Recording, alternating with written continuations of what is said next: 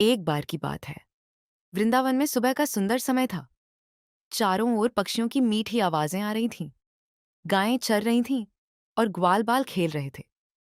यशोदा मैया घर के काम में लगी हुई थीं और छोटे से कान्हा आंगन में खेल रहे थे।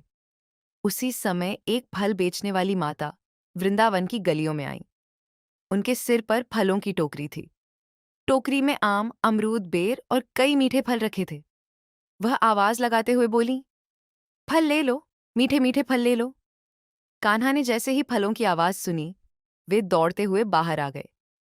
उन्होंने फल बेचने वाली माता की टोकरी देखी और उनकी आंखें चमक उठीं। कान्हा ने कहा, माता, मुझे फल चाहिए। फल बेचने वाली माता ने प्यार से कहा, आओ लाला, कौन सा फल चाहिए? कान्हा ने टोकरी में झांक कर कहा, मुझे तो सारे फल अच्छे लग रहे हैं। माता मुस्कुराकर बोली, अरे लाला, सारे फल चाहिए तो कुछ अनाज देना पड़ेगा। कान्हा ने भोलेपन से पूछा, अनाज कहाँ मिलेगा? माता बोली, घर के अंदर जाकर अपनी मैया से थोड़ा अनाज ले आओ। कान्हा तुरंत घर के अंदर दौड़े। उन्होंने अपने छोटे छोटे हाथों में अनाज भरने की कोशिश की, लेकिन कान्हा के हाथ बहुत छोटे थे। ऊपर से वे जल्दी जल्दी भाग रहे थे, इसीलिए रास्ते में थोड़ा थोड़ा अनाज गिरता जा रहा था। कान्हा अपने हाथों में थोड़ा सा अनाज लेकर वापस आए। जब तक वे फल बेचने वाली माता के पास पहुंचे, उनके हाथों में बहुत ही कम अनाज बचा था। फल बेचने वाली माता ने देखा तो हंसते हुए बोली, लाला, इतने से अनाज में कितने फल लोगे? कान्हा ने मासूम चेहरा बनाकर कहा, माता, मैं तो बहुत सारा अनाज लेकर आया था, लेकिन रास्ते में धरती माता ने ले लिया। पास खड़ा एक ग्वालबाल बोला, कान्हा, धरती माता ने लिया या तुम भागते भागते गिराते आए? कान्हा मुस्कुराकर बोले, जो गिर गया वह धरती माता का हिस्सा हो गया। यह सुनकर फल बेचने वाली माता हंस पड़ी। माता ने कान्हा के हाथ से थोड़ा सा अनाज लिया और बड़े प्रेम से उनकी छोटी हथेलियों में कई मीठे फल रख दिए। कान्हा ने आश्चर्य से पूछा, माता, इतने थोड़े अनाज में इतने सारे फल?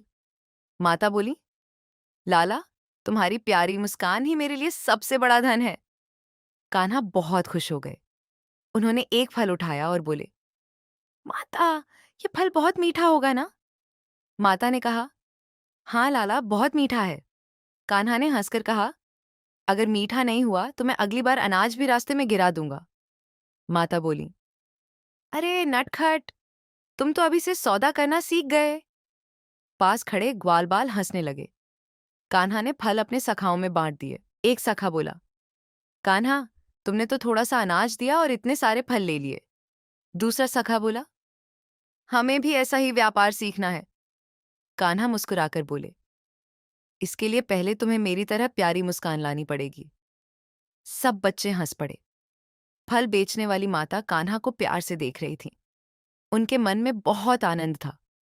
उन्हें लगा कि आज उन्होंने फल नहीं बेचे, बल्कि भगवान को प्रेम दिया है।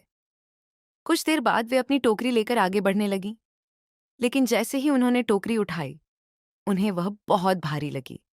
वे चौंक गईं। माता ने सोचा, अभी तो मेरी टोकरी लगभग खाली हो गई थी, फिर यह इतनी भारी कैसे हो गई? उन्होंने टोकरी में झांक कर देखा तो वे आश्चर्य में पड़ गईं। टोकरी फलों से नहीं, बल्कि कीमती रत्नों और मोतियों से भरी हुई थी। उसमें हीरे, मोती और चमकते हुए रत्न रखे थे। फल बेचने वाली माता की आंखों में आंसू आ गए। वे समझ गईं कि यह सब उस छोटे से कान्हा की कृपा है। माता ने हाथ जोड़कर कहा, हे कान्हा, मैंने तो तुम्हें प्रेम से फल दिए थे और तुमने मुझे इतना बड़ा आशीर्वाद दे दिया। उधर कान्हा अपने सखाओं के साथ फल खाते हुए हंस रहे थे। एक सखा ने पूछा, कान्हा, तुमने माता की टोकरी में क्या कर दिया? कान्हा ने भोलेपन से कहा, मैंने कुछ नहीं किया। उन्होंने प्रेम दिया तो प्रेम का फल मिला। दूसरा सखा बोला, कान्हा, अगर हम भी तुम्हें फल दें तो हमें भी रत्न मिलेंगे क्या? कान्हा मुस्कुराकर बोले, अगर फल के साथ प्रेम दोगे तो जरूर मिलेगा, लेकिन अगर सिर्फ रत्न के लिए दोगे तो फल भी वापस ले लूंगा। सारे सखा हंस पड़े। थोड़ी देर बाद यशोदा मैया बाहर आईं। उन्होंने देखा कि कान्हा और उनके सखा फल खा रहे हैं। यशोदा मैया ने पूछा, कान्हा, ये फल कहाँ से आए? कान्हा ने कहा, मैया, फल बेचने वाली माता ने दिए। यशोदा मैया बोली, और बदले में तुमने क्या दिया? कान्हा ने अपनी खाली हथेलियां दिखाकर कहा, थोड़ा सा अनाज दिया था, लेकिन ज्यादातर रास्ते में गिर गया।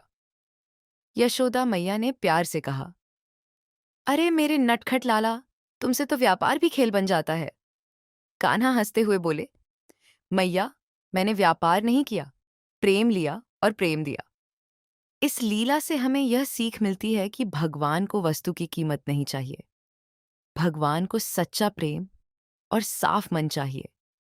फल बेचने वाली माता ने थोड़े से फल प्रेम से दिए और भगवान श्री कृष्ण ने उन्हें अपनी कृपा से भर दिया।